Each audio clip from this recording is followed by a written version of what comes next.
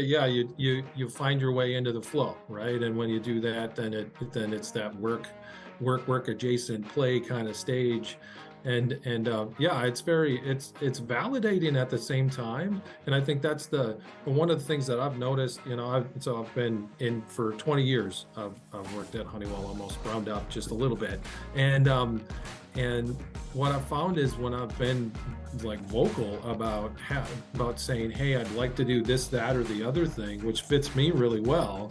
I'd like to get more involved in lean in some capacity. I mean, my lean journey started, I was a factory supervisor on the production floor, and we were developing, Honeywell's got the Honeywell operating system, developing our lean tools. And I just started saying, hey, can I get into these specification reviews so that I can understand, really ultimately in the beginning, it was what I was going to need to do for myself, and then found that I was really interested in it along the way.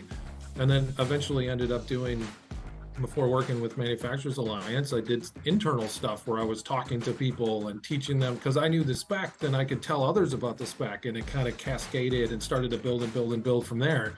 And but the whole time being deliberate about, to your point, like finding really what you want to do, and then being deliberate about having those conversations. I say that so much for myself because I think for many years I didn't do that as well. As much as I've made a couple of inroads, I inherently stopped and just didn't ask for the things that I was really interested in.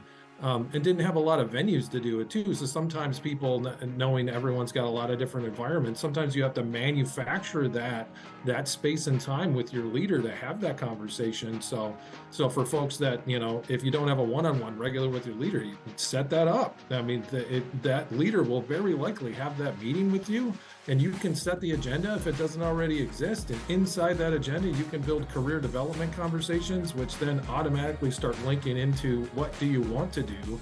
Or if you don't know what that is, what development is required to help you understand what it is you want to do? There's a lot of roads, but a lot of times it deals with making sure that you're deliberate about being forward with it for yourself, right? Because every single person has skills and abilities that we need to value.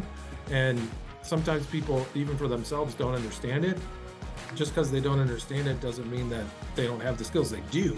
We just need to figure out how to draw it out, even